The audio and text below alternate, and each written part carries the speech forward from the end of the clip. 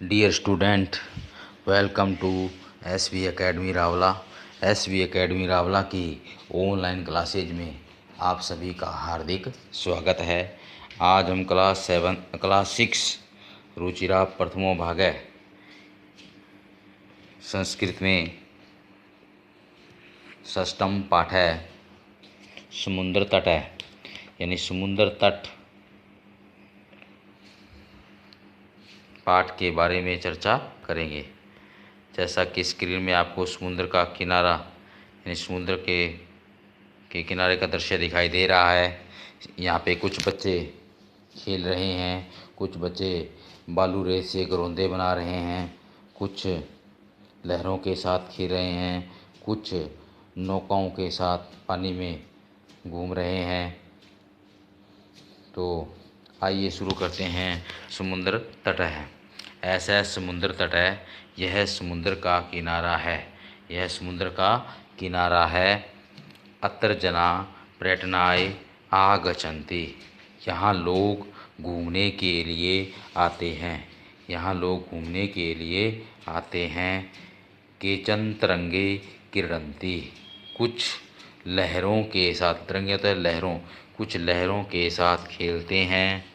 केचन च नौका भी जल विहारम कुर्वन्ति, कुछ नौकाओं के साथ जल विहार करते हैं, और कुछ नौकाओं के साथ जल विहार करते हैं।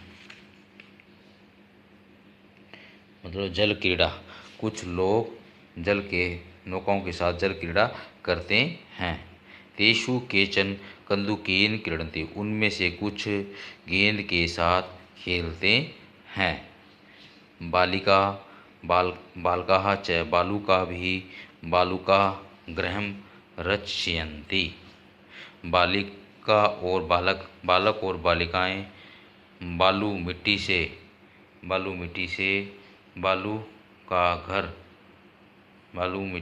यानी बालू रेत से घर बनाते हैं। मध्य मध्य तरंगा, बीच बीच में लहरें बालू का ग्रहण यानी बालू के घर को प्रवाहन्ति बहा ले जाती हैं, बीच बीच में लहरें बालू के घर को बहा ले जाती हैं। ऐसा क्रीड़ा प्रचलती एवं यह खेल चलता ही रहता है। समुद्र तटः न केवले पर्यटन स्थानानि, समुद्र तट यानी समुद्र तट न केवल पर्यटन स्थान है, अत्र मत्स्य जीवने अपि सब जीविकां चालयन्ति, यहाँ मछुआरे भी अपनी जीविका को चलाते हैं। जैसे समुद्र का किनारा, लोग समुद्र के किनारे लोग घूमने के लिए आते हैं, कुछ लहरों के साथ खेलते हैं, कुछ नौकाओं के साथ जल क्रीड़ा करते हैं, और कुछ गेंदों के साथ खेलते हैं, कुछ मिट्टी का घर बनाते हैं, और बीच बीच में तरंगे जो लहरें होती हैं वो उनके मिट्टी के बने घरों को बहा कर ले जाती है। और मछुआरे जो होते हैं समुद्र में से अपनी जीविका को भी चलाते हैं। अब उसके बाद अस्माकं देशे बहवः समुद्र तटा सन्ति, हमारे देश में बहुत से समुद्र तट हैं। एतेषु, उनमें से मुंबई, गोवा, कोच्चि, कन्याकुमारी, विशाखापत्तनम, पुरी तटा अतीव प्रसिद्धा, इनमें से मुंबई, गोवा, कोच्चि, कन्याकुमारी, विशाखापट्टनम, पुरी के तट बहुत प्रसिद्ध हैं। गोवा तट विदेशी पर्यटकेभ्यः समधिकं रोचते, यानी गोवा का तट विदेशी पर्यटकों के द्वारा अत्यधिक पसंद किया जाता है।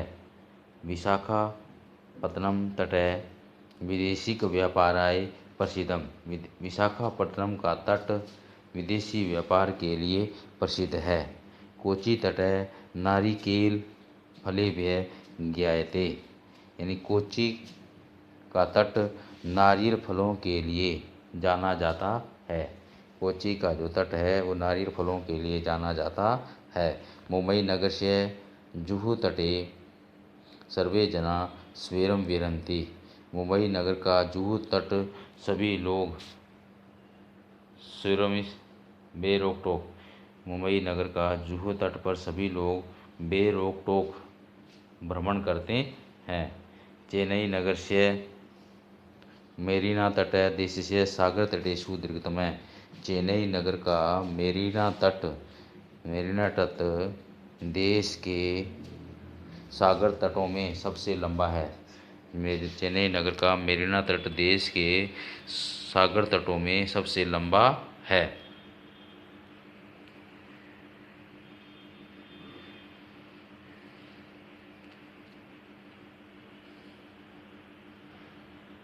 उसके बाद में आगे नेक्स्ट पेज।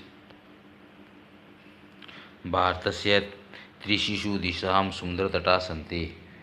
भारत की तीनों दिशाओं में समुद्र तट हैं। भारत की तीनों दिशाओं में समुद्र तट हैं। अस्माद् एवं कारणात् भारत देश है प्रायद्वीप इति कहते हैं। इसी कारण से ही भारत देश को प्रायद्वीप कहा जाता है। जो तीनों ओर से घिरा हो उसे प्रायद्वीप कहा जाता है। पूर्व दिशाएं बंगोपसागर, पूर्व दिशा में बंगाल सागर, दक्षिण दिशाएं हिंद महासागर, दक्षिण दिशा में हिंद महासागर, पश्चिम दिशाएं च अरब सागर और पश्चिम दिशा में अरब सागर है। एतेषां त्रयाणाम् अपि सागराणां संगम कन्याकुमारी तटे भवति। इन तीनों समुद्रों का संगम कन्याकुमारी तट पर होता है। अत्र पूर्णिमाया चंद्रोदय सूर्यास्त च युगपदेव द्रष्टुम शक्यते। युगपदेव होता है एक ही साथ, यानी यहाँ पूर्णिमा और चंद्रोदय चंद्र का उदय और उदय और अस्त, सूर्यास्त पूर्णिमा के दिन पूर्णिमा और चंद्रमा के उदय के सूर्यास्त को एक साथ ही देखा जा सकता है। तो ये था प्रिय बच्चों इस पाठ का हिंदी अनुवाद समुद्र तट का। अब इसके शब्दार्थ। समुद्र तट है समुद्र का किनारा। पर्यटनाय घूमने के लिए। तरंगे लहरों से या के साथ, तरंगों के साथ या लहरों के साथ। नौकापी नौकाओं के द्वारा। जल विहारम जल क्रीड़ा। बालुकापी बालुओं से। बालुकाग्रहम बालू का घर घरौंदा। मध्य मध्य बीच बीच में।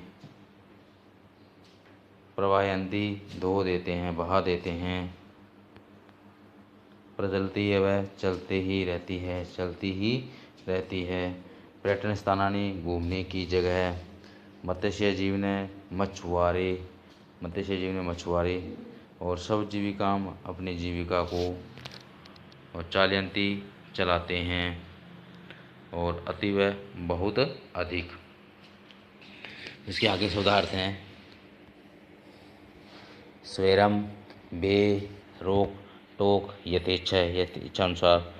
स्वैरम का मतलब बे रोक टोक। विहरंती घूमते हैं टहलते हैं। दीर्घतम सबसे लंबा। दीर्घतम मतलब सबसे लंबा। प्रायद्वीप है तीन तरफ जल से घिरा भूभाग। तीन तरफ जल से घिरा हुआ भूभाग। संगम मिलन। संगम का अर्थ होगा मिलन। और युगपत प्लस ए संधि विच्छेद ये होगा। युगपत प्लस ए मतलब एक ही साथ। और द्रष्टुम शक्यते देखा जा सकता है। द्रष्टुम शक्यते मतलब देखा जा सकता है। तो ये इसके थे सारे शब्दार्थ। हिंदी अनुवाद मैं आशा करता हूँ कि हिंदी अनुवाद सभी बच्चों को अच्छी तरह से समझ में आ गया होगा। फिर भी अगर समझ में नहीं आया होगा या आ गया होगा तो इस लेसन का हिंदी अनुवाद एक बार फिर से नेक्स्ट वीडियो में इसका हिंदी अनुवाद करवाया जाएगा। इसके साथ इसके शब्दार्थ और अभ्यास प्रश्न भी करवाए जाएंगे। तो आज के लिए बच्चों इतना ही। नेक्स्ट वीडियो में हम इसी पाठ की पुनरावृत्ति करेंगे, इसका हिंदी अनुवाद की पुनरावृत्ति करेंगे ताकि एक बार फिर पढ़ने से अच्छी तरह से इसका हिंदी अनुवाद समझ में आ जाएगा।